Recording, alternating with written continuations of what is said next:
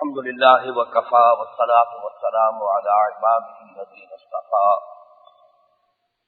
خصوصا على أفضلهم وخاتم النبيين محمد الأمين وعلى آله وصحبه أجمعين.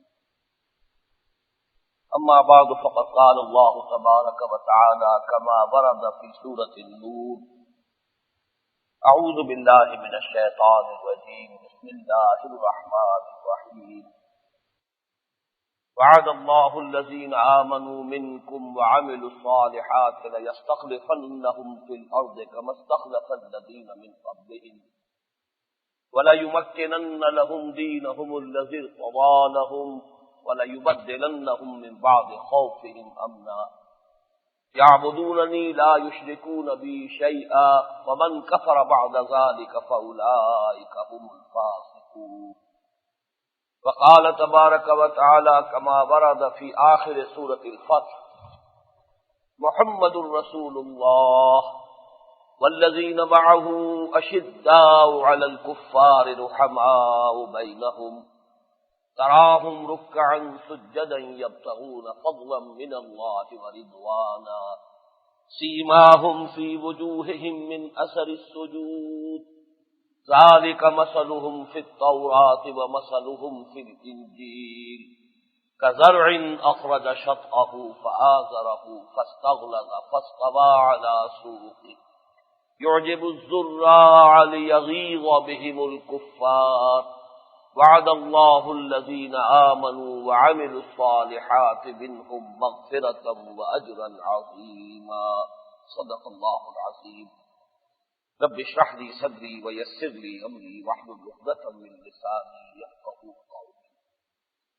اللهم ربنا الهمنا رشدنا واعذنا من شرور انفسنا. اللهم ارنا الحق حقا وارزقنا اتباعه وارنا الباطل باطلا وارزقنا اجتنابه. آمین یا رب العالمین.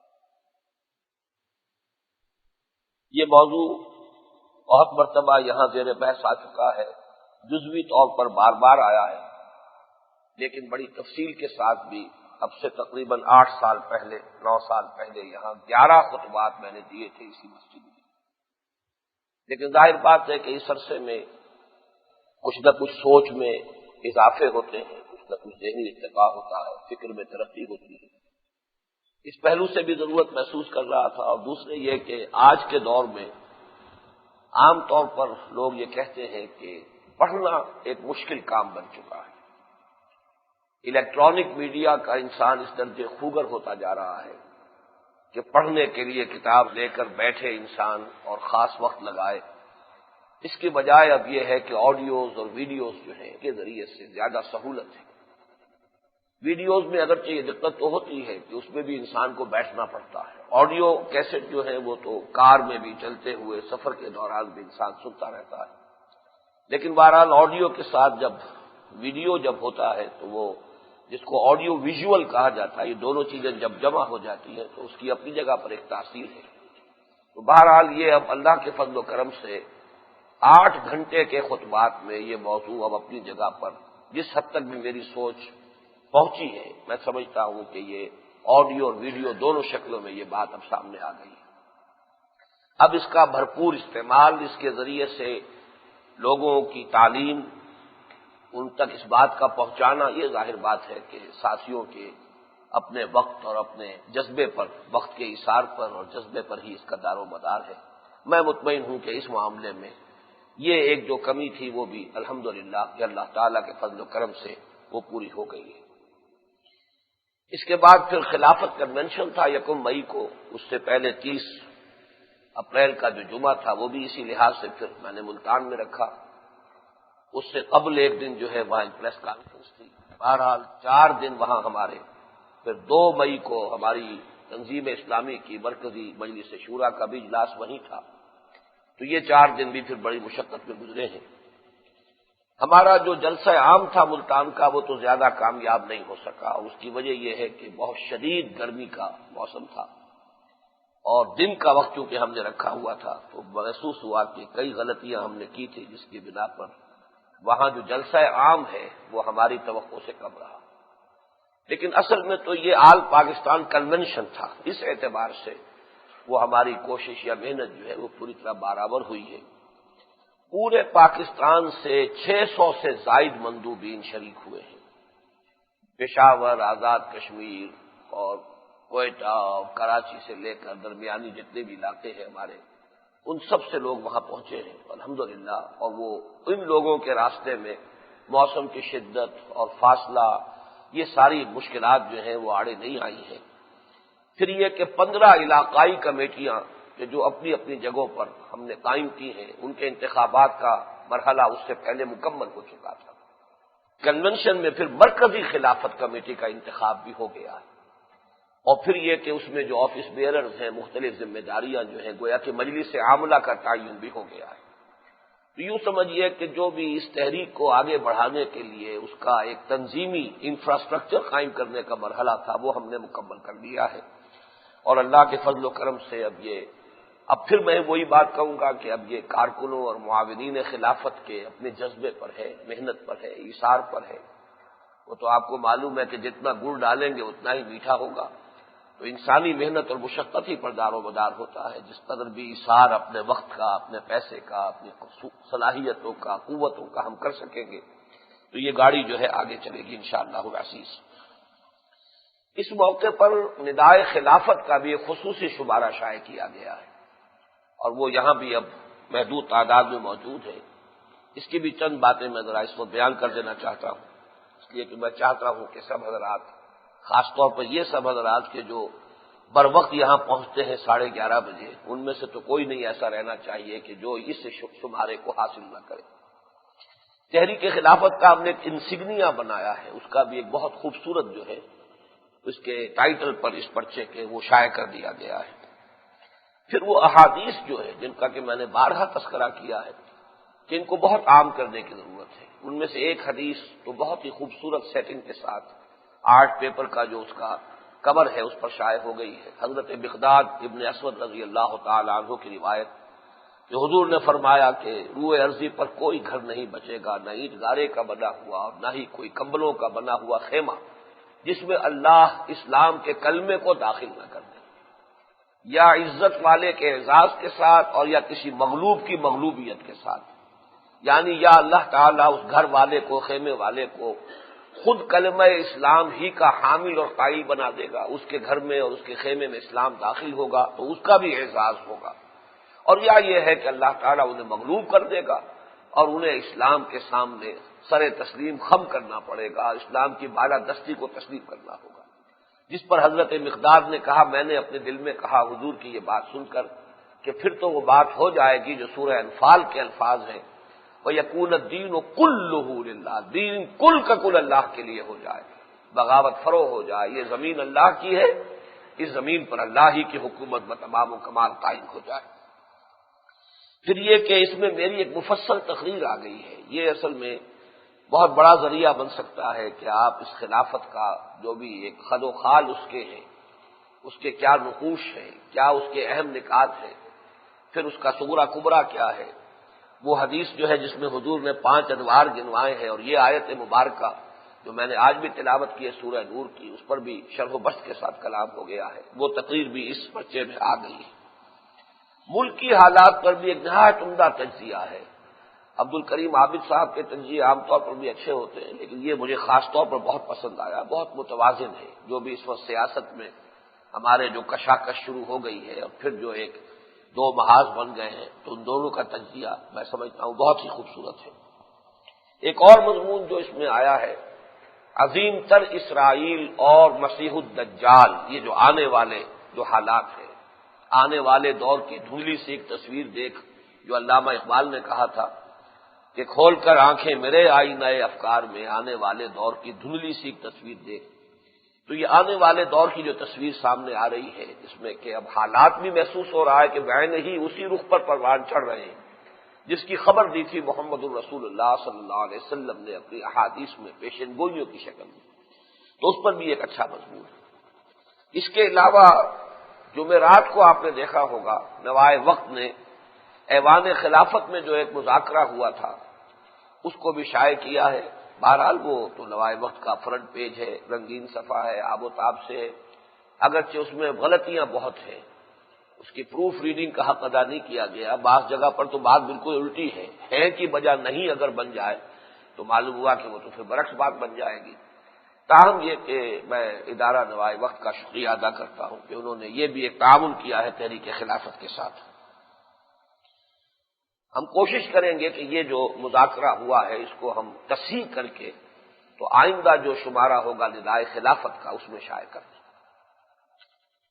نوائے وقت میں جو سلسلہ مضامین میرا اس وقت چل رہا ہے، میں اس کی طرف بھی آپ لوگوں کی توجہ مبذول کرانا چاہتا ہوں۔ اصل میں نے اس مرتبہ اپنے بیرونی سفر سے واپسی پر جو تقریر یہاں کی تھی عید کے مجمع میں، وہ ہے اصل میں کہ جس کا کہ اب سلسلے وار اس کے مختلف اجزاء پر ذرا تفصیل کے ساتھ میں ان مضامین میں روشنی ڈال رہا ہوں۔ یہ اس وقت کے حالات کے اعتبار سے بہت اہم موضوعات ہیں، اور کوشش یہ ہوگی کہ جیسے یہ مکمل ہو جائے، میں سمجھتا ہوں کہ میں نصف تک پہنچ گیا ہوں۔ جو میرا خطبہ تھا عید کا، اس کے جو بھی مضامین تھے ان میں سے آدھے مضامین جو ہیں وہ اب تک بیان ہو گئے اور آدھے ابھی باقی ہیں۔ جیسے ہی یہ مکمل ہوگا انشاءاللہ اسے ہم اپنی پہلی فرصت میں کتابی شکل میں شائع کریں گے۔ میں ذرا آپ کو یاد دلا دینا چاہتا ہوں کہ اس میں سب سے پہلا مضمون چھپا تھا کہ ہیں آج کیوں ذلیل، کہ دنیا میں اس وقت ہم جائزہ لیں تو ہم خوش ہوتے ہیں قرآن پڑھتے ہوئے ضربت علیہم الذلۃ والمسکنہ، یہ یہودیوں کا ذکر ہے، حالانکہ یہودی تو اس وقت نہ ذلیل ہے نہ مسکین ہے، وہ تو اس وقت جو ہے بڑے جوش و خروش میں ہیں، بڑے ایگریسو ہیں، دنیا کی دولت پر قابض ہے اور سب سے بڑی سول سپریم پاور جو ہے اس کے سر پر سوار ہے۔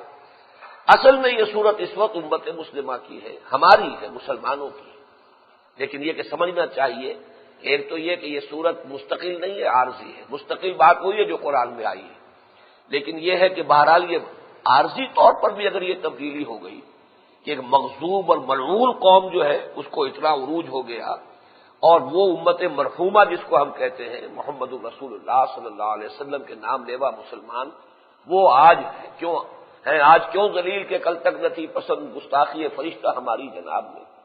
تو دوسرا مضمون تھا میرا کہ قرآن کا قانون عذاب کیا ہے، اور یہ میں سمجھتا ہوں اللہ کا شکر ادا کر رہا ہوں، تحدیث نعمت کے طور پر عرض کر رہا ہوں کہ شاید اس موضوع پر اس طرح جامعیت کے ساتھ آج تک کسی اور نے کلام نہ کیا۔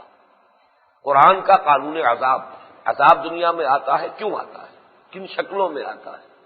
تو یہ مضمون جو ہے وہ تو میں نے کہا ہے کہ اس کو کیونکہ نوائے وقت میں چھپتا ہے تو اس میں تو پھر وہ آیات وغیرہ نہیں ہوتی، صرف حوالہ ہوتا ہے، لیکن اس کو کھول کر آیات کے حوالے کے ساتھ وہ ایک مستقل ایک علمی شے ہے، وہ حکمت قرآن میں بھی انشاءاللہ شائع ہو جائے گا۔ پھر ایک تصور جو میں نے دیا ہے ان مضامین میں، اگر آپ پڑھ رہے ہیں ان مضامین کو، میں صرف اشارہ کر رہا ہوں تاکہ کم سے کم یہ ہو کہ اگر ابھی تک کوئی کوتاہی ہوئی ہے تو اب آئندہ آپ ان مضامین کو ذرا غور سے پڑھیں۔ دو مسلمان امتوں کا تصور، اس طرح سے بھی شاید یہ بات اس سے پہلے کبھی سامنے نہ آئی۔ اس وقت دنیا میں دو مسلمان امتیں ہیں، ایک سابق امت ہے جو معزول ہو چکی ہے لیکن موجود ہے۔ اس سے پہلے ہمیشہ یہ ہوتا تھا کہ پہلے کوئی امت ختم ہو جاتی تھی تو دوسری امت کا آغاز ہوتا تھا، لیکن یہ کہ یہاں عجیب ہوا ہے کہ سابقہ امت مسلمہ یعنی بنی اسرائیل، جن کے بارے میں قرآن کہتا ہے وَأَنِّي فَضَّلْتُكُمْ عَلَى الْعَالَمِينَ، تمام جہانوں پر تمہیں فضیلت دی، دو دفعہ یہ الفاظ سورہ بقرہ میں آئے، لیکن یہ معزول ہو گئی ہے آج سے 1400 برس قبل۔ امت محمد صلی اللہ علیہ وسلم کو اس مقام پر کھڑا کیا گیا جہاں 2000 برس تک یہ سابقہ امت رہی، اور تحویل قبلہ کو اس کی علامت بنایا گیا۔ پہلے یروشلم کی طرف رخ کر کے نماز پڑھی جا رہی تھی، قبلہ وہ تھا یہود کا قبلہ، اور اس کے بعد خانہ کعبہ کی طرف فول وجہک شطر المسجد الحرام۔ تو 624 عیسوی جو ہے 724 عیسوی جو ہے یہ اس اعتبار سے 624 عیسوی بہت اہم ہے کہ اس میں یہ تحویل قبلہ ہوا ہے۔ تو گویا کہ ہمارا جو نسب ہوا ہے ایک امت کی حیثیت سے، ویسے تو اس سے پہلے حضور 15 برس سے کام کر رہے ہیں، مسلمان جو بھی تھے ایک جماعت کی شکل میں تھے، لیکن امت کی حیثیت سے جسے کورونیشن کہتے ہیں، تاج پوشی جو ہوئی ہے اس امت کی جو ہوئی ہے، وہ در حقیقت تحویل قبلہ جو ہے اس کا وقت ہے۔ تو یہ جو ہے 624 سے لے کر اور 1924 تک، 1924 کیوں اہم ہے کہ اس سال جو ہے خلافت کی تنسیخ ہوئی۔ تو یہ اس امت مسلمہ کی تاریخ کا ایک دور ہے 1300 برس، اور سابقہ امت مسلمہ وہ جو 1350 قبل مسیح سے لے کر 624 تک چلی، تو گویا کہ 2000 برس میں صرف 25 برس کا فرق ہے۔ ان کی 2000 برس کی تاریخ اور ہماری 1300 برس کی تاریخ میں بڑی مماثلت ہے۔ یہ ہے جو 2 قسطوں میں پچھلے ہفتے مضمون چھپا ہے۔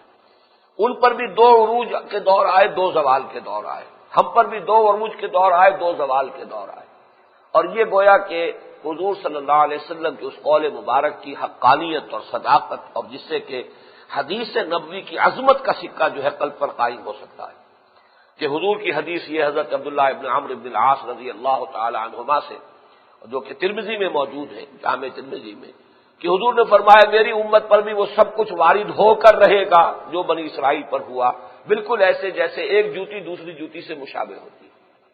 تو اس حدیث کے حوالے سے وہ مضمون میں نے 2 قسطوں میں پچھلے ہفتے آیا ہے، وہ لکھا ہے، اور وہ میں چاہتا ہوں کہ آپ کو ازبر ہو جائے، معلوم ہو کہ یہ حقائق کیا ہیں، تاریخی حقائق۔ ہمارے عام لوگوں کو پتہ ہی نہیں ماضی کیا ہے، یہ اسلام کی تاریخ کیا ہے، اور ہم سے پہلے کون تھے کہ جو امت مسلمہ تھے، صاحب کتاب تھے، شریعت والے تھے، جن میں نبیوں کا وہ یوں سمجھیے کہ 1300 برس تو ایسے گزرے ہیں کہ نبوت کا تار ٹوٹا ہی نہیں، ہر وقت نبی موجود، اور ان 1300 برسوں میں سے پہلا آغاز جو ہوا تب بھی 2 رسول موجود تھے، حضرت موسیٰ بھی رسول، حضرت ہارون بھی رسول، اور جب وہ تار پھر ختم ہوا ہے تو اس وقت بھی 2 نبی موجود تھے، حضرت عیسیٰ بھی نبی، حضرت یحییٰ بھی نبی، اور ان دونوں کے درمیان 1350 قبل مسیح سے لے کر اور سمجھیے کہ عیسوی سن کے آغاز تک، حضرت مسیح علیہ السلام کے دور تک یہ کوئی تار ٹوٹا ہی نہیں۔ حضور نے فرمایا کانت بنو اسرائیل تسوسہم الانبیاء، بنی اسرائیل کی سیاست انبیاء کرتے تھے، ان کا سارا انتظام و انصرام جو ہے وہ انبیاء کے ہاتھ میں تھا۔ کلما ہلک نبی خلفہ نبی، جیسے ہی کسی نبی کا انتقال ہوتا تھا ایک نبی ہی اس کا جانشین ہو جاتا تھا۔ تو یہ ان کا معاملہ رہا ہے، ہمیں اس تاریخ سے اچھی طرح واقف ہونا چاہیے۔ اس کے بعد جو آج مضمون چھپا ہے، اور یہ اصل میں ابھی نامکمل ہے، یہ کل مکمل ہوگا، اس کے بارے میں میں خاص طور پر آج کچھ باتیں کرنا چاہتا ہوں، تاکہ یہ کہ آج تو تازہ ہے، آپ کے پاس موجود ہے، کل کے لیے آپ پوری طرح ذہناً آمادہ ہو جائیں تاکہ اس مضمون کو اچھی طرح پڑھیں۔ کتابیں خریدنا، اگرچہ یہ مضامین منتشر طور پر تو ہماری کتابوں میں پہلے بھی موجود ہے، لیکن یہ اختصار کے ساتھ اور جامعیت کے ساتھ جس طرح ان مضامین میں آ رہا ہے معاملہ، اس پر جو محنت اور مشقت مجھے کرنی پڑ رہی ہے وہ میں جانتا ہوں، لیکن یہ کہ آپ اس سے اگر فائدہ نہیں اٹھائیں گے تو بہرحال اس کی ناقدری کا آپ جواب اللہ تعالیٰ کے ہاں خود دیجیے گا۔ بہرحال یہ ہے، یہ جیسا کہ میں نے عرض کیا کہ 20ویں صدی عیسوی جو ہے یہ ایک عجیب ہے، کس پہلو سے عجیب ہے بعد میں عرض کروں گا۔ بہرحال یہ مضامین ہے جو اس وقت چل رہے ہیں، اور میری مصروفیت کا ایک کافی بڑا حصہ اس وقت جو ہے ان مضامین کی تحریر ہے، اس لیے کہ مجھے کیونکہ میرا معاملہ یہ رہا ہے، بارہا میں نے آپ سے کہا ہے کہ زبان تو اللہ نے کھول دی تھی، درس ہے، خطاب ہے، تقریر ہے، اس پر مجھ پہ زیادہ بوجھ بھی نہیں پڑتا، لیکن یہ ہے کہ لکھنے کی عادت مجھے نہیں ہوئی، میں نے ریٹن ورڈ کو اپنا ذریعہ نہیں بنایا ہے۔ مولانا مودودی مثلا ایک ایسی شخصیت تھے، اور بھی بہت سے ایسے اشخاص گزرے ہیں ہمارے ہاں، وہ اچھے کام کرنے والے بھی اور غلط راہوں کی طرف لے جانے والے بھی، غلام احمد پرویز سے مثلا انہوں نے بھی تحریر کو ہی ذریعہ بنایا، جو بھی بنایا، مولانا مودودی نے بھی تحریر کو ذریعہ بنایا ہے، لیکن یہ کہ میرا معاملہ اس کے برعکس یہ رہا ہے کہ تحریر کی بجائے تقریر اور درس۔ اب خطبہ جمعہ جو ہے میں نے جب سن 68 سے یا 67 سے شروع کیا تھا، تو آج اللہ کے فضل و کرم سے جتنے بھی یعنی 1 صدی بیت چکی ہے، لیکن اللہ کے فضل سے وہ خطبہ جمعہ چل رہا ہے، درس قرآن چل رہا ہے، اس وقت سے جب سے کہ 66 سے شروع کیا تھا، ہفتے میں 5-5 6-6 درس بھی ہوتے تھے، اب اگرچہ اس کی مقدار کم ہو گئی ہے، لیکن یہ کہ اسپوکن ورڈ میرے لیے آسان ہے، ریٹن ورڈ میرے لیے بہت مشکل ہے۔ تو میں خاص طور پہ یہ نوائے وقت میں جب سے پچھلے سال سے یہ سلسلہ ہم نے شروع کیا تھا، مئی کے مہینے سے پورا 1 سال ہو گیا ہے الحمدللہ کہ کوئی ناغہ میں نے ہونے نہیں دیا، بلکہ ایک ہفتے میں 2-2 3-3 مضامین بھی آئے، اور یہ بھی آپ اچھی طرح سمجھ لیجئے میں اس طرح کا کالم نگار نہیں ہوں، کوئی اس کا ایک پیسہ بھی اس کے معاوضے کا مجھے نوائے وقت سے نہیں مل رہا ہے، بلکہ میں تو مشکور ہوں، اس کا ممنون ہوں کہ وہ میرے لیے یہ ذریعہ جو ہے وہ بن گیا ہے کہ میرے یہ خیالات اور افکار جو ہے، میری یہ دعوت جو ہے ایک زیادہ بڑے حلقے تک پہنچ جائے۔ بہرحال وہ کوئی میرا پیشہ نہیں ہے، نہ اس سے میرا کوئی مفاد وابستہ ہے۔ بہرحال آج کے لیے میں 3 باتیں آپ سے عرض کرنا چاہتا ہوں. ایک تو اسی مضمون کے حوالے سے کچھ باتیں کرنی ہے جو آج چھپا ہے کل مکمل ہوگا. دوسرے جو 2 آیات میں نے تلاوت کی ہیں شروع میں ان کے بارے میں کچھ عرض کروں گا، اور تیسرے پھر اپنے جو حالات اس وقت ملک کے ہیں ان کے بارے میں بھی کچھ عرض کرنا ہے.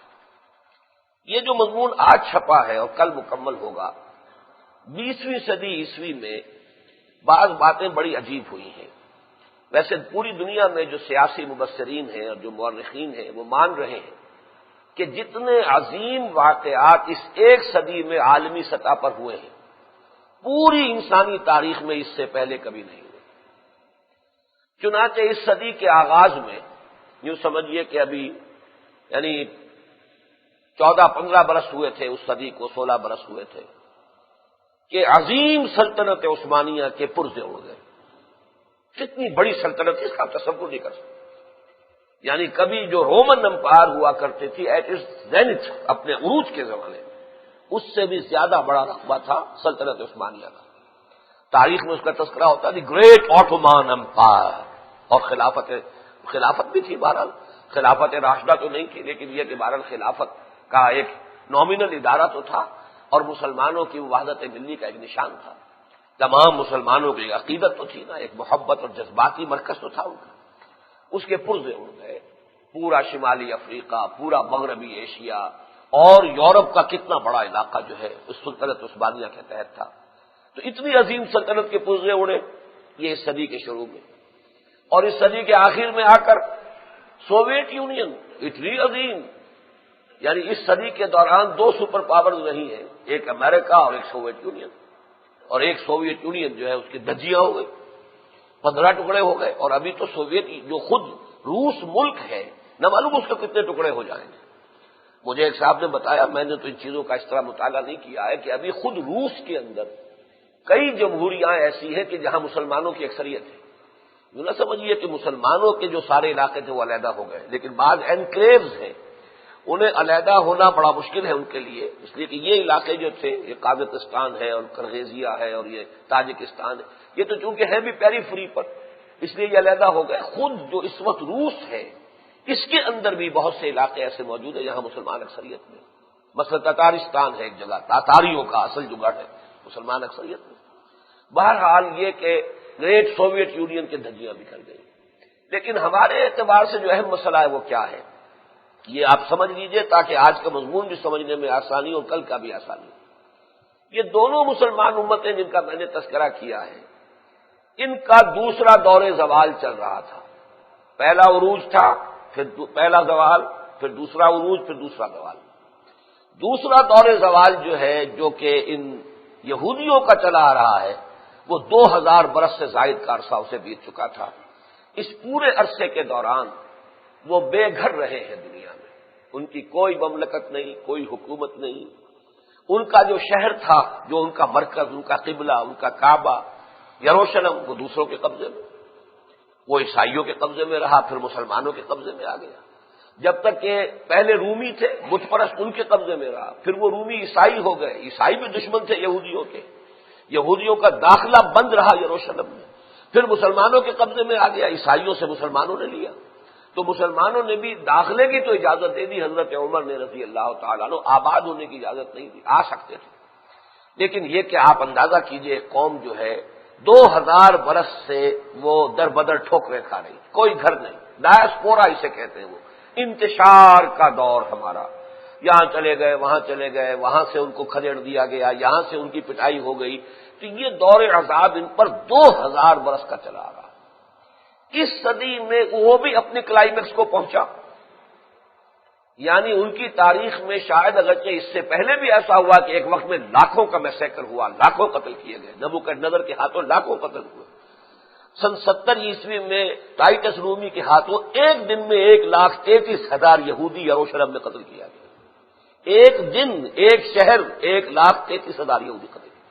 لیکن جو ہٹلر کے ہاتھوں ان پر ہوا ہے وہ تو تاریخ میں اسی کوئی مثال ہو ہی نہیں سکتی.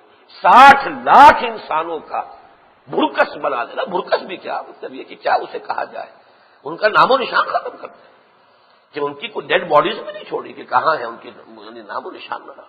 60 لاکھ 6 ملین پیپل. اس کے لیے اسپیشل کیمپس بنائے گئے، گیس چیمبرز بنائے گئے، اسپیشل پلانٹس ڈیزائن کیے گئے. یہ ہے جو کچھ ہوا ہے ان کے ساتھ. لیکن اس کے ساتھ ہی عروج بھی آ گیا ان میں. یہ اس صدی کا عجیب فنومینن ہے. یہ اسی صدی میں تو ہوا ہے نا کہ 2 نومبر 1917 کو اعلان بالفور، یہ لارڈ بالفور جو تھا انگلستان کا وزیر اعظم، اس نے روتھ شائلڈ جو ان کا ایک بہت بڑا سرمایہ دار تھا یہودیوں کا، جو بینکنگ جو سمجھیے دنیا میں بینکنگ کا بابا آدم ہے، اس کو لارڈ روتھ شائلڈ کو پوری ایک ضمانت دی گئی کہ ہم اب یہودیوں کو سپورٹ کریں گے اور فلسطین میں ان کی آباد کاری کا بندوبست کریں گے. وہاں سے ان کا عروج شروع ہوا ہے. یہ جو اس وقت کا عروج کا دور ہے. 1917 کے بعد یوں سمجھیے کہ 31 برس بعد اسرائیل قائم ہو گیا. 1948 میں فوراً ایک جنگ ہوئی عربوں کے ساتھ. نتیجہ کیا نکلا کہ جتنا علاقہ دیا گیا تھا اسرائیلیوں کو، انہوں نے اس سے زیادہ پر قبضہ کر لیا. سن 67 میں پھر عربوں نے جنگ کی. نتیجہ یہ نکلا کہ اس نے اور رقبہ ہتھیا لیا. تو گویا کہ یہود مسلسل ایک عروج کی طرف جا رہے ہیں، پیش قدمی کی طرف جا رہے ہیں. اور اب گریٹر اسرائیل جو ہے وہ تو ان کے سامنے کی بات ہے. یہ ان کی اپنی حکمت عملی ہے کہ ابھی وہ اس کے لیے پیش قدمی نہ کریں، اس کے لیے کچھ اور وہ پیش بندیاں چاہتے ہیں. جیسے بش نے جب تک پوری طرح بے دست و پا نہیں کر لیا تھا عراقی فوج کو، اس وقت تک فوج جنگ باقاعدہ شروع نہیں کی. بمبارڈمنٹ کے ذریعے سے ان کا بھرکس نکال دیا، سپلائی لائن ختم کر دی، بے بس کر دیا، تاکہ جنگ جو ہے دو بدو کامبیٹ جسے کہتے ہیں، ہاتھ سے ہاتھ کم، وہ نوبت ہی نہ آئے. وہ آئی نوبت کم جبکہ ان کا راشن بند، ان کا پانی بند، سپلائی لائن ٹوٹ گئی. نتیجہ یہ ہوا جیسے جنگ شروع ہوئی ہاتھ اٹھا کر جو ہے عراقی اپنی خندقوں سے باہر آ گئے. کیا کریں، لڑے کیسے؟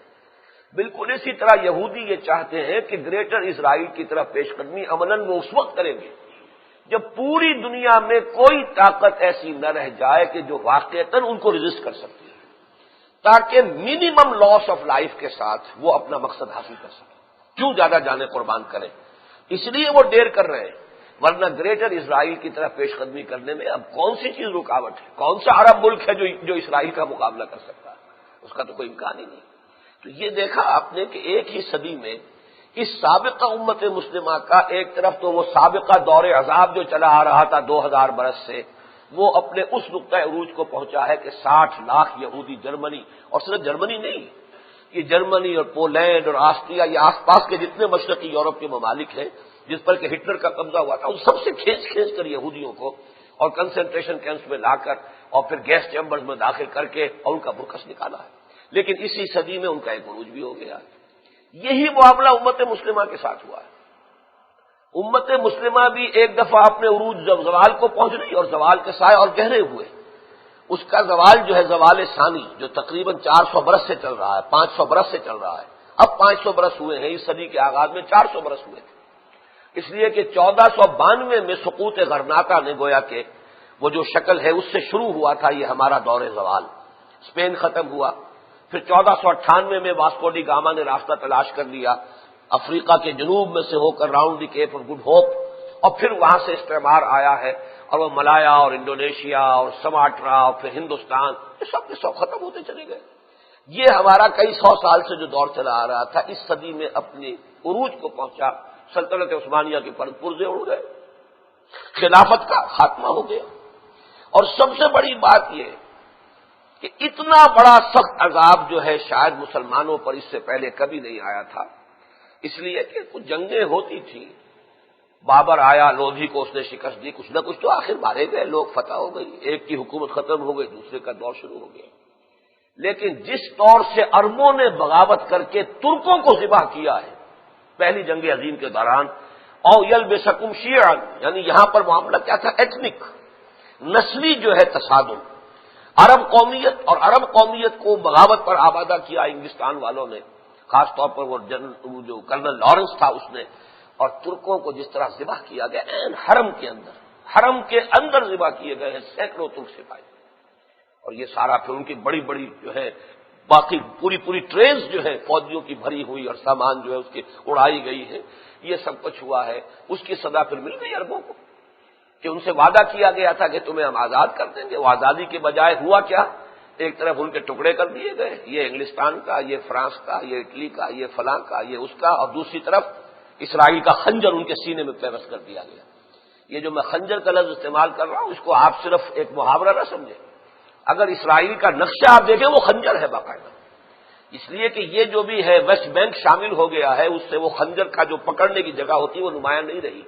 اوریجنل اسرائیل جو قائم ہوا ہے وہ بالکل ایک خنجر ہے، اوپر جیسے کہ دستہ ہوتا ہے خنجر کا اور نیچے وہ تکونی جو ہے وہ آتی ہے، اور بالکل عالم عرب کے سینے میں پیوست ہو گیا، اس لیے کہ عالم عرب ہے کس شے کا نام؟ یا تو اسرائیل کے ویسٹ میں ہے شمالی افریقہ، مصر ہے، سوڈان ہے، الجزائر ہے، لیبیا ہے، موراکو ہے، موریتانیہ ہے، اور یا اسرائیل کے مشرق میں ہے، عراق ہے، شام ہے، سعودی عرب ہے، امارات ہے۔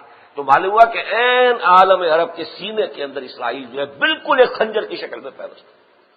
تو یہ ہوا ہے اس صدی کے اندر مسلمانوں کے ساتھ۔ سن 67 میں ان کی شکست ہوئی، سن 71 میں ہمارا جو ہوا حال وہ بھی یاد کر لیجئے تھوڑی دیر کے لیے کہ کیا صورت بنی تھی پاکستان جب دو لخت ہوا ہے، اور یہاں بھی کیا ہوا، وہی عذاب دوبارہ آیا، او یلبسکم شیعا فیذیق بعضکم باس بعض، اس لیے کہ بنگالی مسلمانوں نے غیر بنگالی مسلمانوں کا قیمہ کیا، بہاریوں کا، پنجابیوں کا، خاص طور پر بہاریوں کا کیا کہ نہیں کیا، حالانکہ وہ بھی مسلمان، یہ بھی مسلمان، اعلی کار بن گئے ہندوؤں کے، وہ اعلی کار بن گئے تھے انگریزوں کے اور ترکوں کے خلاف بغاوت کی، یہ اعلی کار بنے بنگالی ہندوؤں کے، اور انہوں نے بہاریوں کے ساتھ وہی کچھ کیا۔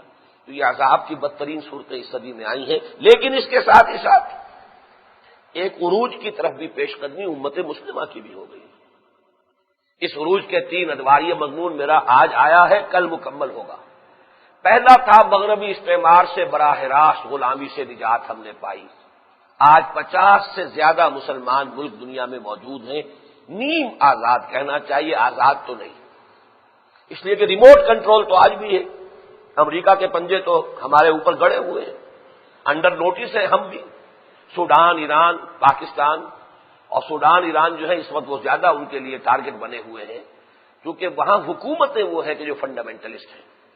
پاکستان میں ابھی حکومت فنڈامنٹلسٹ نہیں ہے، لیکن پاکستان میں ایسے طبقات موجود ہیں، ایسی تحریکیں موجود ہیں کہ جو فنڈامنٹلسٹ ہیں، اس لیے سر دست جو ہے ان کا ٹارگٹ جو ہے وہ ایران اور سوڈان ہے، لیکن پاکستان بھی برابر کی اہمیت رکھتا ہے، اور اس اعتبار سے جو بھی ہے ریموٹ کنٹرول تو ہمارا ابھی ان کے پاس ہے، لیکن یہ کہ براہ راست غلامی سے تو نجات پائی، یہ بھی ایک بڑی بات ہے۔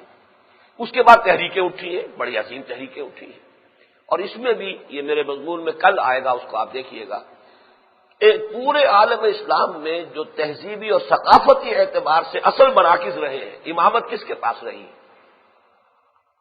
عرب ممالک میں ثقافتی اور علمی اعتبار سے امام کی حیثیت مصر کو حاصل ہے، اور غیر عرب ممالک جو مسلمان ہیں اس میں بر عظیم پاک و ہند کو حاصل رہی ہے وہ حیثیت۔ یہ 2 مراکز ہیں اصل علمی اور ثقافتی، چنانچہ انہی دونوں مراکز سے 2 عظیم تحریکیں اٹھی۔ ہندوستان میں سب سے پہلے مولانا ابوالکلام آزاد اٹھے حکومت الہیہ کا نعرہ لگا کر، وہ تو یوں سمجھیے کہ صرف 8 برس تک کھڑے رہ سکے، پھر یہ کہ کچھ علماء کی مخالفت سے بددل ہو کر کچھ اور اسباب تھے وہ میدان چھوڑ گئے، حزب اللہ کی بساط انہوں نے طے کر دی، کانگریس میں شریک ہوئے اور اپنی باقی زندگی جو ہے وہ کانگریسی کی نظر کر دی، لیکن پھر مولانا مودودی میدان میں آئے، وہی حکومت الہیہ، وہی ایک جماعت، حزب اللہ نام نہیں تھا، اب جماعت اسلامی نام تھا، بات تو وہی ہے، وہ تو یہ کہ صرف اس کے عنوانات بدل گئے ہیں، بات تو وہی ہے۔ یہ تحریک جو ہے چلی ہے، ہزارہا لوگ جو ہے اس کے زیر اثر آئے ہیں، ہزاروں نوجوانوں کی زندگیوں میں انقلاب آیا ہے، اور آپ کو معلوم ہونا چاہیے کہ دنیا میں اگر اس وقت کل آبادی مسلمانوں کی 130 کروڑ ہے تو اس میں سے کم و بیش 35-40 کروڑ مسلمان وہ ہے، یوں سمجھیے کہ کتنا ہوا 1/4 کے قریب جو ہے آبادی مسلمانوں کی اس وقت پوری دنیا کے مسلمانوں کی، وہ اس علاقے میں جسے ہندوستان کہتے تھے، جس کے کہ اب 4 ٹکڑے ہو گئے، پاکستان، بنگلہ دیش، بھارت اور کشمیر، میں اب اس کو علیحدہ ٹکڑا سمجھتا ہوں، اس لیے کہ چاہے ابھی وہ ہے بھارت کے تحت، لیکن یہ کہ پہلے بھی اس کا چونکہ سٹیٹس جو ہے وہ اسپیشل سٹیٹس اس کا تھا، وہ بھارت کے صوبوں کی طرح اسٹیٹس کی طرح ایک اسٹیٹ نہیں ہے، کانسٹیٹیوشنلی بھی اس کا اسپیشل سٹیٹس رہا ہے، اور اب تو دنیا دیکھ رہی ہے کہ ظاہر بات ہے کہ وہ ساتھ نہیں رہے گا، کیا شکل بنتی ہے، پاکستان کے ساتھ آتا ہے یا آزاد ہوتا ہے، یہ دوسری بات ہے، ورچولی بالقوہ وہ بھارت سے علیحدہ ہو چکا ہے، اور بھارت کی فوج کو اب وہاں پر آکوپیشن آرمی کی حیثیت حاصل ہے، نیشنل آرمی کی حیثیت حاصل نہیں ہے۔ بہرحال ان چاروں میں سمجھ لیجئے کہ تقریباً کم سے کم 35 ورنہ 40 کروڑ مسلمان ہیں. تو یہ گویا کہ 1/4 نہیں بلکہ 1/3 کے آس پاس جو ہے 1/4 اور 1/3 کے درمیان جو ہے مسلمانوں کی آبادی وہ یہاں ہے. اور اس پورے علاقے کے اندر اردو زبان جو ہے ایک بہت بڑا میڈیم ہے کہ ان لوگوں تک بات کو پہنچانے کے لیے اور ان لوگوں تک کوئی اپنا پیغام جو ہے اس کے ابلاغ کے لیے اردو زبان کو ذریعہ بنایا جائے. مختلف علاقوں کی زبانیں مختلف ہیں. تامل ناڈو اس کی اپنی زبان تامل ہے، اس طرح کیرالا ہے اس کی زبان ملیالم ہے، کہیں کچھ اور ہے، بڑے بڑے نام بھی بڑے ثقیل ہیں ان زبانوں کے. وہ سب جو ہے وہ لیکن ہر جگہ پر اردو سمجھی جاتی ہے.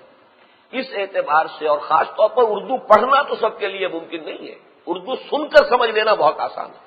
تو یہ کیسٹس کے ذریعے سے یہ دعوت جو ہے خود میرے کیسٹس کے ذریعے سے ساؤتھ انڈیا تک میں بڑی تیزی کے ساتھ بات کر گئی. مختلف جگہوں سے کبھی کہیں کرناٹک سے کوئی خط آتا ہے، کبھی بھیونڈی سے خط آتا ہے جو مہاراشٹر کا ایک بڑا اہم شہر ہے، کبھی کہیں سے آتا ہے ہم نے یہاں ایک مرکز قائم کر لیا ہے اور ہم جمع ہوتے ہیں اور آپ کے کیسٹ سنتے ہیں. تو یہ بات پہنچ رہی ہے. بہرحال ہندوستان سے اٹھنے والی تحریک اسلامی، ادھر الاخوان المسلمون، تو اگرچہ 50-60 برس میں ان تحریکوں کو کامیابی تو کوئی خاص نہیں ہو سکی، بلکہ یہ بھی اصول ہے کہ تحریکیں اور جماعتیں جو ہے اتنے عرصے کے بعد وہ بوڑھی ہو جاتی ہیں. یہ فطرت کا قاعدہ ہے. آخر جیسے ایک فرد ہے وہ بچپن بھی ہے، نوجوانی بھی ہے، جوانی بھی ہے، ادھیڑ عمر بھی ہے، پھر بڑھاپا بھی آتا ہے. اور اسی کا مظہر ہے کہ قاضی صاحب جو ہے امیر جماعت اسلامی کبھی وہ پاسبان بناتے ہیں، کبھی ایک نئی سیاسی جماعت بنانے کا سوچتے ہیں. معلوم ہوتا ہے کہ انہیں اب پورا اعتماد اپنی جماعت پر نہیں رہا ہے کہ وہ اس گاڑی کو لے کر آگے بڑھ سکتی ہے. لیکن یہ کہ یہ تو ہے جماعتی معاملات. بحیثیت مجموعی وہاں پر بھی مصر میں بھی الاخوان سے بہت سے لوگ علیحدہ ہوئے. 1979 میں میری ملاقات ہوئی تھی. عمر تلمسانی جو سب مرشد عام تھے یہاں پاکستان میں بھی بعد میں وہ آئے ہیں ایک وزٹ پر، انہوں نے صاف مانا تھا التکفیر والہجرہ. ایک گروپ تھا کہ جو اخوان سے ٹوٹا اور بہت ہی تشدد پر، قتل و غارت کے اوپر وہ آمادہ تھے کہ قتل کریں گے ہم لوگوں کو، اور انہوں نے قتل کیا. سادات کا قتل انہی کے زیر اثر ہوا ہے اور اس کے اوپر بڑے مقدمے چلے. اب الجماعہ اسلامیہ مصر میں وہ بھی تشدد کے راستے پہ چل پڑی ہے. اس موضوع پر میں گفتگو پہلے کر چکا ہوں، لیکن اس وقت مجھے یہ عرض کرنا ہے کہ یہ جو دو عظیم تحریک اسلامی بر عظیم پاک و ہند کی، اس سے بھی کوئی علیحدہ اسپلنٹر گروپس ہوئے ہیں، وہ مختلف طریقوں پر کام کر رہے ہیں. اصلاحی صاحب ہیں، انہوں نے کام کیا ہے. یہاں کوئی تنظیمی اعتبار سے علیحدہ کام جو ہے وہ صرف ہمارا ہوا ہے، وہ تنظیم اسلامی کے نام سے ہے. میں بھی جماعت اسلامی ہی میں رہا ہوں، وہیں سے علیحدہ ہوا ہوں. بنیادی فکر جو ہے وہی مولانا مودودی اور مولانا اصلاحی اور علامہ اقبال، ان تین سے میں نے اپنا بنیادی فکر جو ہے وہ حاصل کیا ہے. اس اعتبار سے یہ اثرات جو ہیں وہ اتنے زیادہ اب ہے کہ ان کو مجموعی طور پر یورپ نے نام دیا ہے، مغرب نے، فنڈامنٹلسٹ. وہ فنڈامنٹلسٹ عام علماء کو نہیں کہتے ہیں. عام علماء کے ساتھ تو وہ ریکنسائل کرنے کو تیار ہے، اس لیے کہ علماء کا ذہن عام طور پر کیا ہے، مذہب کا تصور ہے، نماز، روزہ، حج. باقی یہ کہ سیاست اور نظام حکومت اور جو اس سے انہیں زیادہ بحث نہیں ہے. وہ چونکہ صدیوں سے ہمارے ہاں نظام ملوکیت رہا، جاگیرداری کا نظام رہا، اس سے ریکنسائل کر چکے ہیں، ذہن القبول کر چکے ہیں اسے. لہذا ان کے سامنے تصور رہتا ہے تو وہ یہی دین کا تصور دین کی حیثیت سے نہیں ہے، مذہب کی حیثیت سے. اور یہ تصور جو ہے یہ سیکولرزم کے ساتھ کمپیٹیبل ہے. سیکولرزم تو نام ہی اس کا ہے کہ سارے مذاہب برابر لیکن صرف انفرادی زندگی تک محدود رہیں گے. جیسے آپ نے دیکھا ہوگا کہ یہ جو سورج مکھی کا پھول ہے تو درمیان میں وہ جو گول دائرہ ہوتا ہے اس میں اس کے وہ جو پولن گرینز وغیرہ ہوتے ہیں اور پھر پیریفری کے اوپر پتیاں لگی ہوئی. تو گویا کہ درمیانی جو ہے یہ ہے اجتماعی نظام. اس کا تو کسی مذہب سے تعلق نہیں ہوگا، یہ تو عوام کے نمائندے جو چاہیں طے کریں. وہ ہومو سیکسولیٹی کو لائسنس دے دیں، جیسے امریکہ میں لائسنس ہے. باقاعدہ گیز کی سوسائٹیز ہے کھلم کھلا، اور وہ دھڑلے سے جلوس نکالتے ہیں. پھر ان میں بھی علیحدہ علیحدہ علامتیں مقرر ہیں. یہ گیز وہ ہے جو مفعول ہے اور یہ گیز وہ ہے جو فاعل ہے. یہ بھی ان کے یہاں، اور اس میں کوئی شرم نہیں، کوئی حجاب نہیں. پھر یہ کہ دو مردوں کی شادی بھی ان کے یہاں الاؤڈ ہے، اسکینڈینیویا میں الاؤڈ ہے، برطانیہ میں الاؤڈ ہے. مطلب یہ کہ یہ کوئی قانون ایسا نہیں ہے کہ جس کو کسی مذہب کے حوالے سے چیلنج کیا جا سکے یا مذہب کے حوالے سے قانون بنوایا جائے. عوام کی اکثریت ہے، ان کے نمائندے جو چاہے طے کر دیں، یہ سیکولرزم ہے. باقی وہ پتیوں کے مالک، وہ ہندو مت بھی ہو، اسلام بھی ہو اور اور عیسائیت بھی ہو، یہودیت بھی ہو، سکھ مت بھی ہو، یہ سارے کے سارے انگلستان میں بھی موجود ہیں۔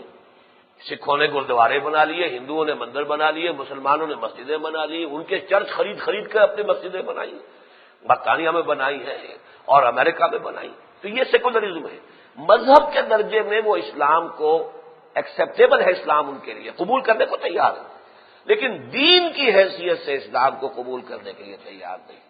تو صرف وہ تحریکیں کہ جو اسلام کو دین کی حیثیت سے پیش کر رہی ہیں، وہ ہے جو ان کا ٹارگٹ ہے، فنڈامنٹلزم جو ہے۔ اس حوالے سے اب جو کچھ ہونے والا ہے آئندہ، کہ جو سزا ہے ہماری وہ بھی اب انتہا کو آنے والی ہے، اور اس میں جیسا کہ میں تفصیل سے اپنے اس مضمون میں کہہ چکا ہوں کہ جو قرآن کے قانون عذاب کے عنوان سے چھپا ہے کہ کسی امت میں جس کا درجہ زیادہ ہوتا ہے اس کو عذاب بھی زیادہ آتا ہے، تو قانون ہے۔ جن کے رتبے ہیں سوا، ان کی سوا مشکل ہے۔ اب چونکہ سابقہ امت پر اس امت کو فضیلت حاصل ہوئی، لہذا اس کو سزا سابقہ امت کے مقابلے میں زیادہ سخت ملے گی۔ نمبر ایک، اس امت میں عربوں کو زیادہ فضیلت حاصل ہے غیر عربوں پر، اس لیے کہ ان کی زبان میں اللہ کا کلام ہے، ان میں سے تھے محمد رسول اللہ صلی اللہ علیہ وسلم، لہذا ان پر جو سزا آنی ہے وہ تو نہایت سخت آنی ہے، اور اس کو بیان کرنے میں اس لیے مجھے کوئی رکاوٹ نہیں ہے، کوئی باک نہیں ہے کہ اس کی خبریں حدیث میں موجود ہیں۔ الملحمۃ الکبریٰ اور المسیح الدجال، اس کے ہاتھوں جو بھی بھٹی دہکنے والی ہے۔ تو واقعہ یہ ہے کہ 6 ملین یعنی 60 لاکھ اگر یہودی قتل ہوا ہے تو عالم عرب میں یہ تعداد کروڑوں میں جائے گی، جیسے کہ اس سے پہلے کروڑوں مسلمان قتل ہوئے تھے تاتاریوں کے ہاتھوں۔ آخر ہوا تھا کہ نہیں ہوا تھا؟ یہ تو تاریخی حقائق ہیں، وہاں بھی لاکھوں کی تعداد نہیں تھی۔ یہودیوں کے قتل کی اور عذاب کی جب بھی تاریخ آپ پڑھیں گے زیادہ سے زیادہ فگر لاکھوں میں آئے گی۔ نیبوکڈنیزر نے 6 لاکھ قتل کیے، 6 لاکھ کو قیدی بنا کر لے گیا۔ ٹائٹس رومی نے 1,33,000 قتل کیے، اور ہٹلر نے 60 لاکھ قتل کیے، ابھی کروڑ تک بات نہیں گئی۔ مسلمانوں پر جو پہلا دور آیا تھا عذاب کا وہ بھی کروڑوں کے اندر تھا، اس لیے کہ آپ اندازہ کیجئے کہ جو کچھ تاتاریوں کے ہاتھوں ہوا، پورا ترکستان کا علاقہ، پورا افغانستان، پورا ایران اور بڑا حصہ عراق کا جو ہے تہس نہس ہو گیا۔ کتنے قتل ہوئے ہوں گے؟ پھر اسپین میں کتنے قتل ہوئے ہوں گے؟ اس کا تو کوئی ریکارڈ ہی نہیں ہے۔ ایک ملک جس میں 800 برس تک حکومت کی تھی اور وہاں ایک بچہ باقی نہیں رہا، کتنے قتل ہوئے؟ کوئی ریکارڈ نہیں ہے اس کا تاریخ کے اندر۔ اسی اعتبار سے اب جو کچھ ہونا ہے الملحمۃ الکبریٰ، یہ مضامین بعد میں آئیں گے۔ ابھی یہ جو سلسلہ چل رہا ہے، جیسا کہ میں نے عرض کیا، میں اپنے خطاب عید میں یہ ساری باتیں بیان کر چکا ہوں اختصار کے ساتھ۔ اب اسی کے مختلف اجزاء ہیں کہ جو میں مختلف عنوانات سے ان مضامین میں تفصیل ذرا ان کی بیان کر رہا ہوں۔ تو یہ دور بھی اب آنے والا ہے، لیکن پھر بالآخر کیا ہوگا؟ یہ ہمارے لیے خوش آئند بات ہے کہ بالآخر جو ہوگا وہ یہ ہے کہ یہود پر تو عذاب استیصال آ جائے گا، ان پر وہ عذاب آئے گا جو قوم نوح، قوم ہود، قوم صالح پر آیا، یعنی ختم، نسیًا منسیہ، حضرت مسیح علیہ السلام کے نزول کے ساتھ۔ وہ مسیح دجال جو ہے جھوٹا اور فریبی مسیح، اسے بھی وہی قتل کریں گے، اس دھوکے باز مسیح کو اصل مسیح ہی آ کر قتل کرے گا علیہ الصلوۃ والسلام، اور یہ سارا فتنہ انہی کے ہاتھوں فروغ ہوگا۔ ان کا تو خاتمہ ہو جائے گا، لیکن پھر اسلام کا بول بالا ہو جائے گا۔ ہماری جو بھی خطائیں ہیں ان پر ہمیں سزا مل جائے گی، سزا ملنے کے بعد اسلام تو آخری دین ہے اللہ کا، محمد الرسول اللہ صلی اللہ علیہ وسلم اللہ کے آخری رسول ہے، یہ امت آخری امت ہے۔ حضور نے فرمایا انا آخر المرسلین وانتم آخر الامم، میں رسولوں میں سے آخری ہوں، تم امتوں میں سے آخری ہو۔ تو یہ تو ظاہر بات ہے قیامت تک اس کا وجود رہے گا، سزا مل جائے گی جو بھی ملے گی، خاص طور پر امیین کو، عربوں کو زیادہ ملے گی۔ باقی نمبر 2 پر میں نے ہمیشہ بیان کیا ہے، نمبر 2 پر اگر سزا ملی تو بھی ہمیں ملے گی، اور اگر عروج بھی شروع ہوا اور خلافت کا نظام پہلے قائم ہوا تو وہ بھی یہیں سے ہوگا، اسی خطہ ارضی سے۔ یہ مضامین جو ہے ابھی بعد میں آئیں گے، اس کے لیے تو آپ ذہناً تیار رہیں، لیکن یہ کہ میں نے یہ چاہا کہ خاص طور پر آج جو مضمون آیا ہے اور کل جو آ رہا ہے اس کے بارے میں آپ کو کچھ تفصیل بتا دوں۔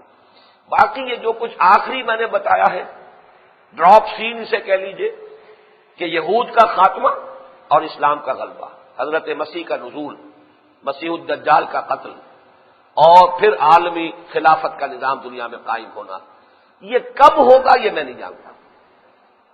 اس میں تو میرے سامنے جب قرآن مجید کی نصوص موجود ہیں کہ قرآن مجید میں سورہ انبیاء میں حضور سے کہلوایا گیا وَإِنْ أَدْرِي أَقَرِيبٌ أَمْ بَعِيدٌ مَا تُوعَدُونَ، میں نہیں جانتا کہ جس چیز کا تم سے وعدہ کیا جا رہا ہے یا جس چیز کی تمہیں دھمکی سنائی جا رہی ہے، یہ وعدہ اور وعید دونوں جو ہے اس کے لیے لفظ استعمال ہوتا ہے توعدون، جو وعدہ کیا جا رہا ہے یا جس کی تمہیں دھمکی دی جا رہی ہے، میں نہیں جانتا وہ قریب آ چکا ہے یا دور ہے ضرور، ہوگا ضرور، شدنی تو ہے، اٹل ہے، کب آئے گا ٹائم ٹیبل میں نہیں دے سکتا، بلکہ مجھے خود پتا نہیں کہ وہ قریب آ چکا ہے یا دور ہے، یہ حضور سے کہلوایا گیا۔ اور اسی طرح سورہ جن میں یہ بھی اصول ذہن میں رکھیے، بارہا میں نے بیان کیا، قرآن مجید میں اہم مضامین دو جگہ ضرور آئیں گے، یہ اس کی ایک اور مثال نوٹ کر لیجئے، یہی بات کہلوائی گئی سورہ جن میں، قل ان ادری قریب ما توعدون ام یجعل له ربی امدا، اے نبی ان سے کہہ دیجئے دیکھو مجھے کچھ معلوم نہیں ہے کہ جس چیز کا تم سے وعدہ کیا جا رہا ہے یا جس چیز کی تمہیں دھمکی سنائی جا رہی ہے، آیا وہ قریب آ چکی ہے یا یہ کہ ابھی میرا رب اس کے لیے کچھ مہلت دے گا، اسے ذرا کچھ دور رکھے گا، میں نہیں جانتا۔ تو معلوم ہوا کہ جب حضور صلی اللہ علیہ وسلم سے یہ کہلوایا گیا تو کسی اور کے لیے کیا امکان ہے کہ وہ ٹائم ٹیبل دے سکے، ان کی رفتار بہت تیز ہوگی۔ اب یہ صدیوں کا معاملہ نہیں ہے، سالوں کا معاملہ ہے، یعنی یہ کہ یہ اسی صدی کے اندر کچھ نہ کچھ حصہ اس کا ہو جائے گا، اس لیے کہ یہودی بھی اب منتظر ہے مسیح کے، یعنی جو مسیح الدجال ہوگا منتظر ہے بالکل، وہ سمجھتے ہیں کہ گریٹر اسرائیل کی طرف جو پیش قدمی ہوگی وہ المسیح الدجال ہی کے زیر قیادت ہوگی، وہ بھی ویٹ کر رہے ہیں کہ آپ پورے عیسائی ورلڈ میں چلے جائیے، وہ بھی انتظار کر رہے ہیں کہ مسیح جو ہے ان کی second coming of Jesus is coming, Jesus is coming, Jesus is coming, کیونکہ ان کا بھی عقیدہ یہ کہ حضرت مسیح کو آنا، اور مسلمانوں کے لیے بھی یہ عقیدہ ہے بدقسمتی سے اس دور میں، ایک تو یہ جو فتنہ قادیانیت ہے اس کے اثرات مسلمانوں کے ذہنوں تک پہنچ گئے ہیں کہ حضرت مسیح کے رفع سماوی اور نزول جو دوبارہ ہونا اس کے بارے میں شکوک و شبہات پڑھے لکھے لوگوں کے ذہنوں میں ڈال دیے گئے۔ دوسرے جو فتنہ انکار حدیث ہے اس کی وجہ سے ان احادیث کی اہمیت نہیں رہی، ورنہ احادیث متواترہ ہے، صحیحین کی، بخاری اور مسلم شریف کی، ان کی احادیث ہے، اتنی احادیث ہے اس پر کہ جو یقینی ہے کہ حضرت مسیح علیہ السلام نازل ہوں گے، وہی اس جھوٹے فریبی مسیح کو وہی قتل کریں گے، پھر یقتل الخنزیر ویکسر الصلیب، صلیب کو وہ توڑ دیں گے، صلیب کا عقیدہ ہے جس پر عیسائیت کھڑی ہوئی ہے وہ ختم ہو جائے گی، عیسائیت ختم ہو جائے گی، وہ خود آ کے اعلان کریں گے بھائی میں کوئی تسلیس وسلیس نہیں ہے، میں خدا کا بیٹا ہوں، نہ میں صلیب کے اوپر چڑھا، تمہارے سارے عقائد ہی غلط ہیں اور تم نے شریعت کو ختم کر دیا، خنزیر کو اپنے لیے حلال ٹھہرا لیا، یہ ساری باتیں غلط ہیں۔ تو وہ جب وہ کر دیں گے تو اسلام اور عیسائیت بس ایک ہو جائیں گے، حضرت مسیح خود جو ہے جو مسلمانوں کے قائد اور امام ہوں گے ان کے پیچھے نماز پڑھیں گے تو مسیحیت کہاں رہ جائے گی، عیسائیت ختم ہو جائے گی اور دین میں دین کا غلبہ ہو جائے گا۔ ان حدیثوں میں ساری خبریں موجود ہیں، لیکن یہ کہ کیا جائے کہ حدیث کی طرف توجہ نہیں رہی، حدیث کی اہمیت نہیں، اور یہ عام ہمارا جو ہے جدید تعلیم یافتہ طبقہ وہ اس مرض میں بہت شدت کے ساتھ مبتلا ہے۔ اس کے لیے بھی بڑی ایک ضرورت ہے محنت کی کہ لوگوں کو آمادہ کیا جائے کہ وہ احادیث کو پڑھیں، اور میں یہاں آپ سے تذکرہ کر دوں کہ خاص طور پر نزول مسیح کی حدیثیں جو ہیں وہ مولانا مودودی نے سورہ احزاب کی جو ہے ان کی وہ تفہیم القرآن کی جلد 4 میں سورہ احزاب اس کی تفہیم کے ساتھ انہوں نے ضمیمہ دیا ہے ختم نبوت اور یہ کہ یہ نزول مسیح اور کیا مہدی کا تصور ہے اسلام میں، اس پر جو تمام جو اوتھینٹک احادیث انہوں نے جمع کر دی، اور بڑی محنت ہوتی ہے یہ جب جمع کرنے، ہمارے لیے آسان ہے، کون ہم میں سے ایسا ہے کہ جو ان کتابوں کو کھول کر بیٹھے گا اور صحیح بخاری اور صحیح مسلم کا جو ہے دور دور سے تلاش کرے گا، تو جن لوگوں نے بھی محنتیں کی ہیں ان سے ہمیں فائدہ اٹھانا چاہیے۔ بہرحال یہ تو بات میں نے عرض کی کہ یہ ہوگا لازماً، اس کے حوالے سے اب میں یہ 2 آیتیں چاہتا ہوں کہ ان کے بارے میں کچھ بیان کر دوں۔ خلافت کا وعدہ امت مسلمہ سے اللہ تعالی نے کیا ہے بہت ہی مؤکد، وعد اللہ الذین آمنوا منکم وعملوا الصالحات لیستخلفنہم فی الارض، اے مسلمانوں اللہ کا وعدہ ہے تم میں سے ان لوگوں کے ساتھ جو ایمان اور عمل صالح کا حق ادا کر دیں گے۔ یہ ایمان اور عمل صالح کا حق ادا کرنے سے مراد کیا یہ میں بعد میں عرض کروں گا، لیکن وعدے کیا ہیں؟ نمبر 1 لیستخلفنہم فی الارض کما استخلف الذین من قبلہم، یقیناً خلافت عطا کرے گا انہیں زمین میں جیسے کہ خلافت عطا کی تھی ان سے پہلوں، وَلَيُمَكِّنَنَّ لَهُمْ دِينَهُمُ الَّذِي ارْتَضَىٰ لَهُمْ، اور لازماً تمکن عطا کرے گا، غلبہ عطا کرے گا ان کے اس دین کو جو اللہ نے پسند کر لیا ہے۔ ان الدین عند اللہ الاسلام، یہ دین ہے اللہ کا پسندیدہ. وَرَضِيتُ لَكُمُ الْإِسْلَامَ دِينًا، تمہارے لیے اب ہمیشہ کے لیے اسلام کو دین کی حیثیت سے اللہ نے شرف قبول عطا کر دیا. اس کو تمکن ہوگا. وَلَيُبَدِّلَنَّهُم مِّن بَعْدِ خَوْفِهِمْ أَمْنًا، اور لازماً بدل دوں گا ان کی خوف کی حالت کو امن کی حالت سے. یہ تین پختہ وعدہ جو اللہ نے کیے تھے میں تفصیل سے پہلے کئی مرتبہ بیان کر چکا ہوں، اور آج بھی جو میں نے عرض کیا ہے میری تقریر مفصل جو چھپ گئی ہے، ایسا بہت شاذ ہوا ہے کہ اس طرح میری مفصل تقریر کسی ایک ہی شمارے میں ندائے خلافت کے آ گئی ہو. ندائے خلافت کے شمارے میں تقریر موجود ہے جس میں اس آیت مبارکہ پر بھی مفصل گفتگو میں نے کی ہے کہ ایک مرتبہ پہلے یہ وعدہ پورا ہو چکا، خلافت قائم ہوئی، دنیا کے بہت بڑے رقبے پر ہوئی.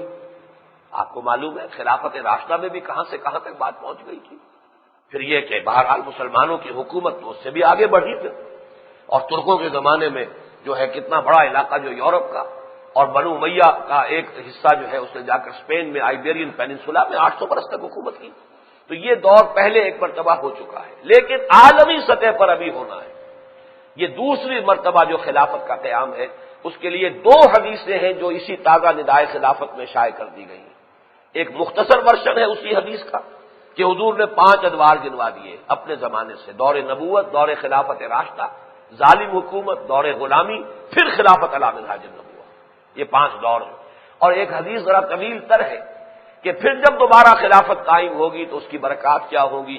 آسمان اپنی کوئی برکت نہیں اپنے پاس رکھے گا، ساری زمین کے اوپر اڈھیل دے گا، اور زمین اپنے جو برکت کے خزانے ہیں سب کے سب نکال کر قدموں میں ڈال دے گی انسان کے.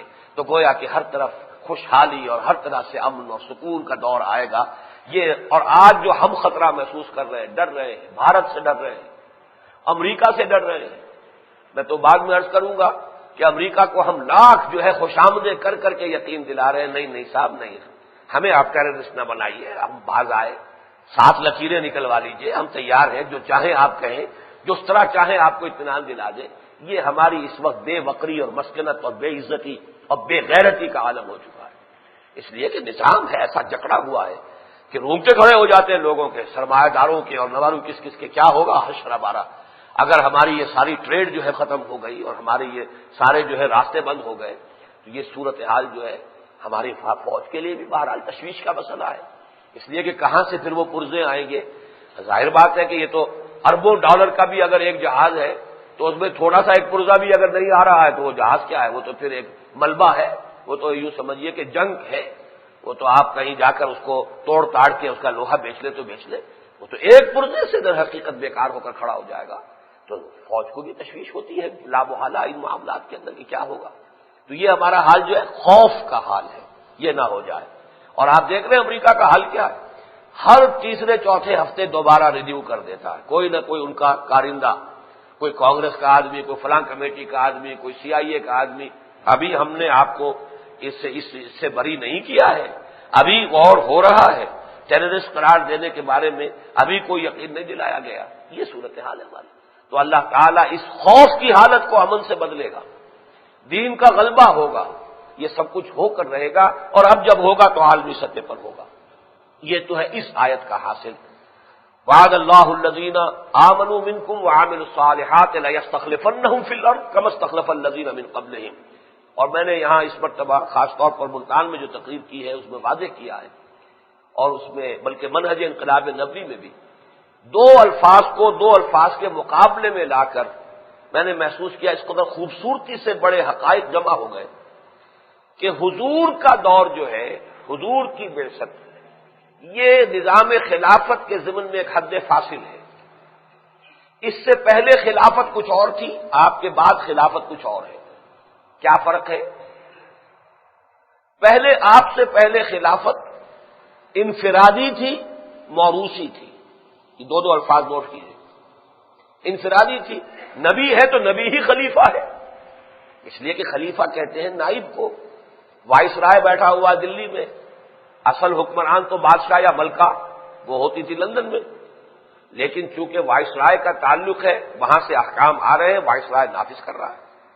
نبی ہے اس کا جو ہے یوں سمجھیے کہ وائرلیس تعلق جو ہے اللہ کے ساتھ قائم ہے. اصل حاکم تو اللہ ہے، نبی حاکم تو نہیں ہے، خلیفہ ہے، لیکن اصل حاکم کے ساتھ اس کا تعلق جو ہے لاسل کی اس کا وائرلیس جو ہے قائم وحی کا ذریعہ ہے، لہذا اس کے نمائندے کی حیثیت شخصاً نبی کو ہوتی تھی۔ یہ شخصی تھی، انفرادی تھی، اور نمبر 2 موروثی تھی، جیسا کہ میں نے ابھی حدیث سنائی، کلما ہلک نبی خلفہ نبی، اور ہمارے سامنے ثبوت موجود ہے، وہ ورثہ سلیمان و داؤد کا وارث ہوا سلیمان علیہ الصلوۃ والسلام، خلافت بھی وراثت میں منتقل ہو گئی، نبوت بھی منتقل ہو گئی، باپ کے بعد بیٹا۔ حضرت داؤد والد تھے نا علیہ الصلوۃ والسلام، حضرت سلیمان ان کے بیٹے ہیں علیہ الصلوۃ والسلام، تو گویا کہ وراثت میں منتقل ہو گئی ہے نبوت بھی، اور وراثت میں منتقل ہو گئی خلافت بھی۔ تو گویا کہ حضور کے زمانے تک خلافت انفرادی بھی تھی، شخصی یا انفرادی، اور موروثی بھی تھی، لیکن حضور کے بعد اب خلافت اجتماعی ہے اور شورائی ہے۔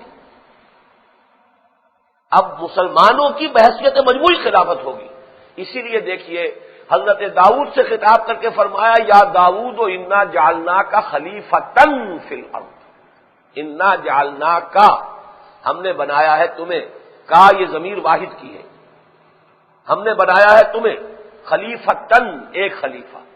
یہ خلافت جو ہے شخصی ہے، انفرادی ہے، لیکن یہاں فرمایا لَيَسْتَخْلِفَنَّهُمْ فِي الْأَرْضِ، انہیں لازماً خلافت عطا کرے گا زمین میں۔ یہاں ہم کی جو ضمیر ہے یہ جمع کی ہے، تو معلوم ہوا کہ اب اجتماعی خلافت ہے، تمام مسلمانوں کی خلافت ہے، اور نمبر 2 اب شورائی ہوگی، اس لیے کہ اب تو مشورے سے معاملات ہوں گے، خلیفہ کو چنیں گے مسلمان۔ جیسے کہ آج کا دور کیا ہے، اس کی باتیں بڑی بنیادی بھی ہیں، لیکن سمجھنے کی ضرورت ہے ان کو۔ آج کا تصور کیا ہے، عوامی حاکمیت، گویا کہ ہر انسان حاکم ہے، لیکن ہر انسان حاکم ہوگا تو گاڑی کیسے چلے گی؟ اصولاً یا نظری طور پر تو ہر شہری جو ہے حاکم ہے، پاپولر سوورنٹی، عوامی حاکمیت، لیکن سوورنٹی ایکسرسائز کیسے کرتے ہیں؟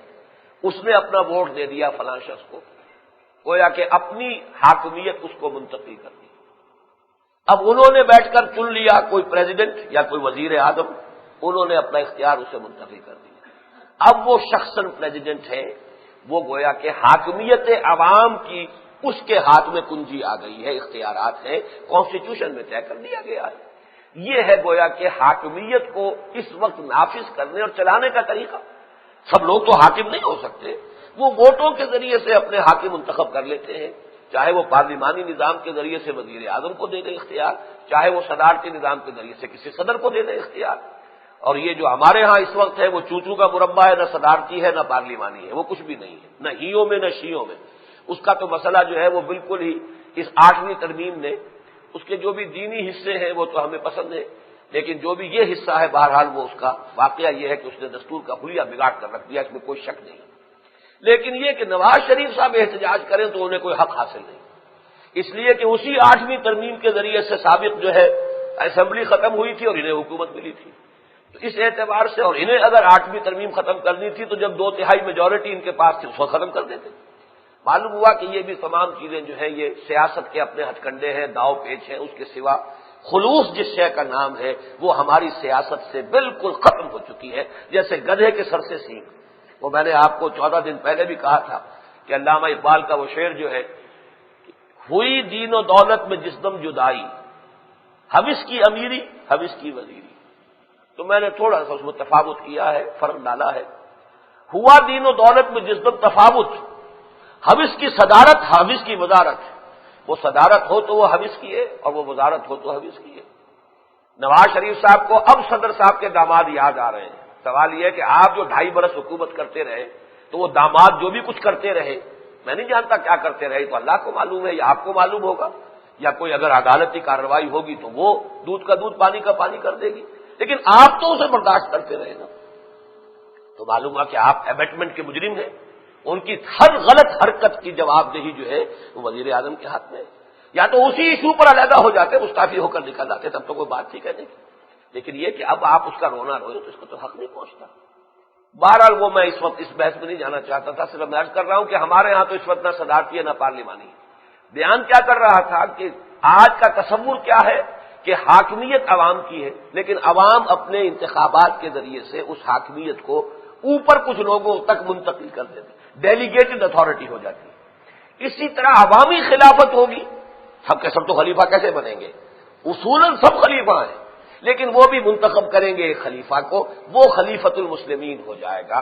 مسلمانوں کی خلافت گویا کہ اب اس کے ہاتھ میں مرتکز ہو گئی، اور یہی صدارتی نظام جو ہے، بارہا میں نے کہا ہے کہ اصل میں میرے نزدیک تو یوں کہنا چاہیے کہ صدارتی نظام اخذ کیا ہے دنیا نے خلافت راشدہ سے، اور یہ وہ بات ہے جو علامہ اقبال نے کہی ہے، ہر کجا بینی جہان رنگ و بو، آنکھ از خاکش بروید آرزو، یا سے نور مصطفیٰ اورا بہاس، یا ہنوز اندر تلاش مصطفیٰ۔ جہاں کوئی اچھی چیز آپ کو نظر آئے گی، کوئی خیر کوئی بھلائی، وہ لازماً یا تو نور مصطفیٰ ہی سے لوگوں نے لیا ہے، اخذ کیا ہے، آپ ہی کی لائی ہوئی تعلیمات۔ تو خلافت راشدہ میں جو ہے، آج بھی وہ جو کل جو چھپا ہے میرا یہ ایوان وقت کا مذاکرہ، اس میں بھی اس ایشو پر بڑی زبردست غلطی ہو گئی ہے، جس سے کہ وہ مفہوم صرف یہ غطربود ہی نہیں ہوا، الٹا بھی ہو گیا۔ یعنی میں نے وہاں کہا یہ تھا کہ یہ جو تین کہلاتے ہیں سب سے بڑے 3 arms of modern state, 3 pillars کہہ لیجیے، ایگزیکٹو، جوڈیشری، لیجسلیچر۔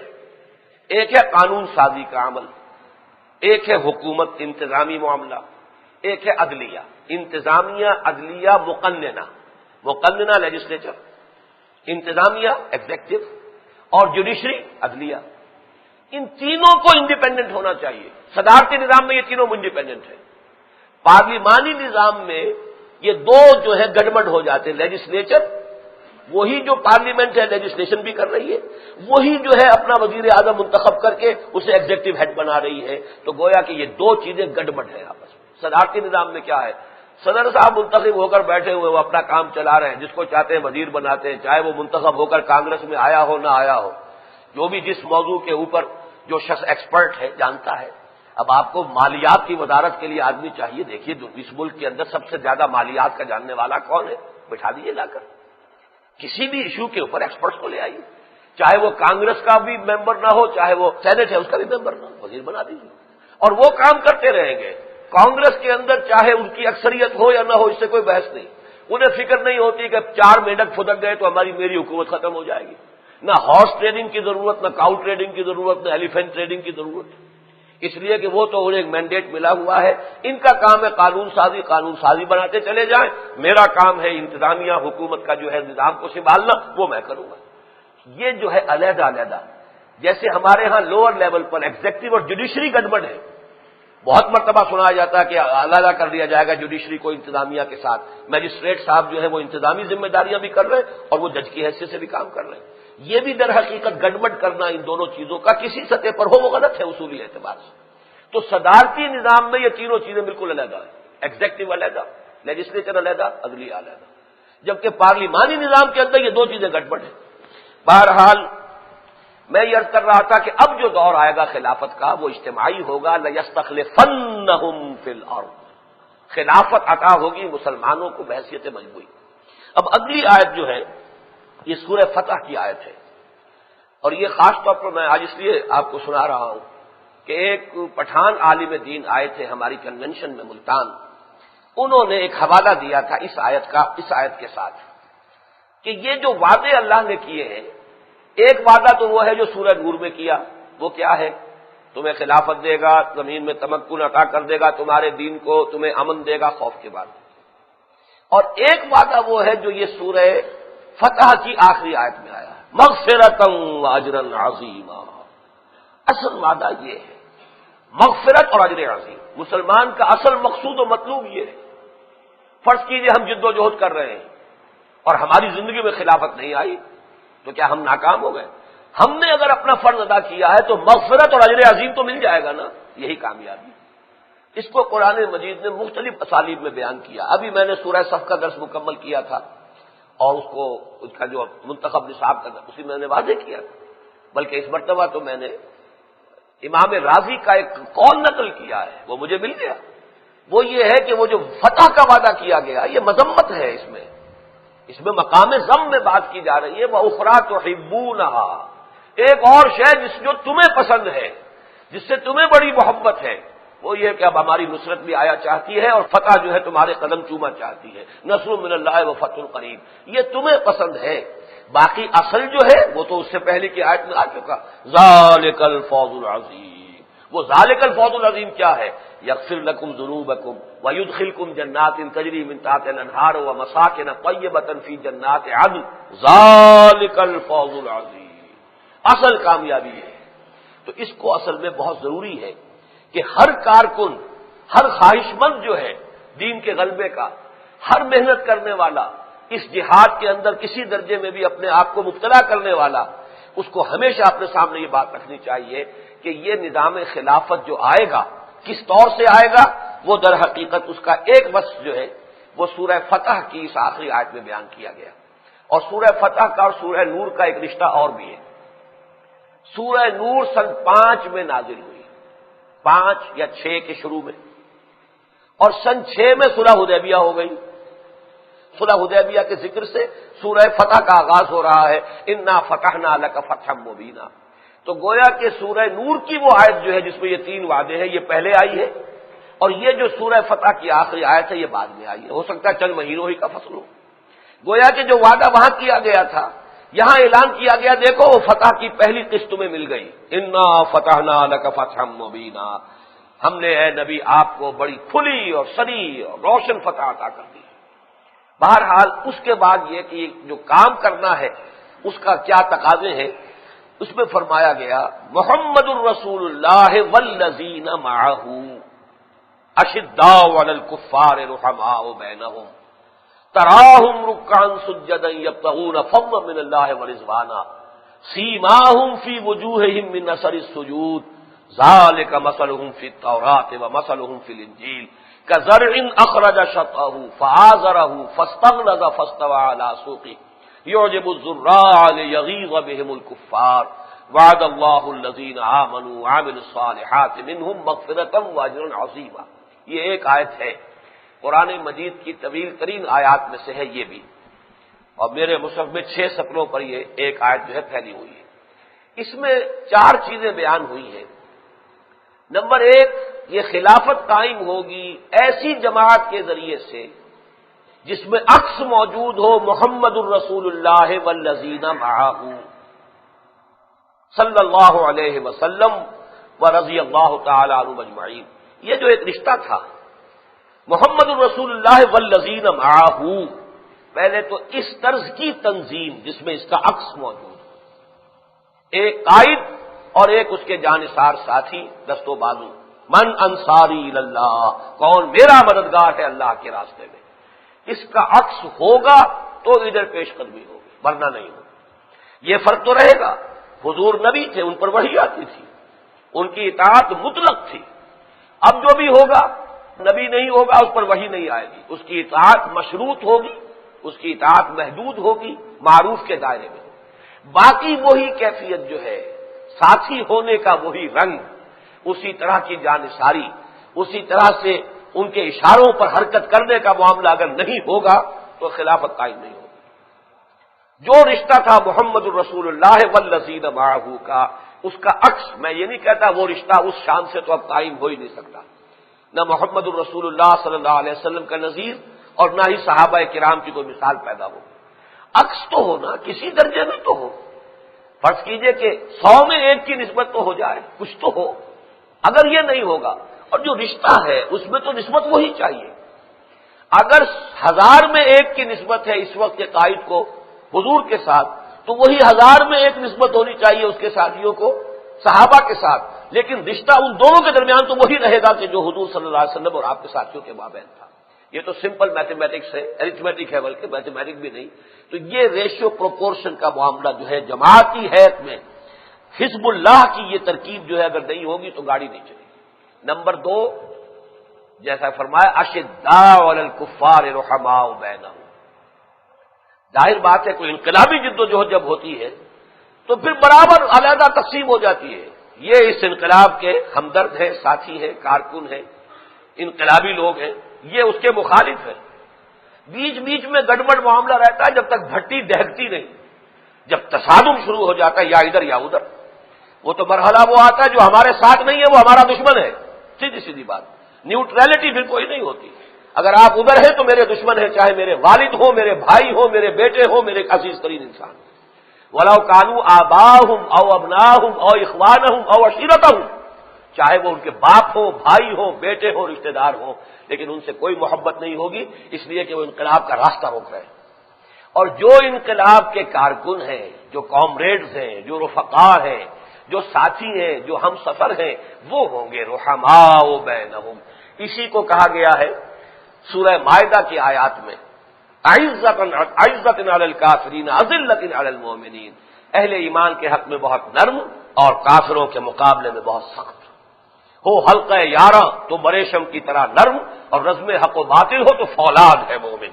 یہ دوسرا وصف ہے کہ جو ان میں ہونا ضروری ہے۔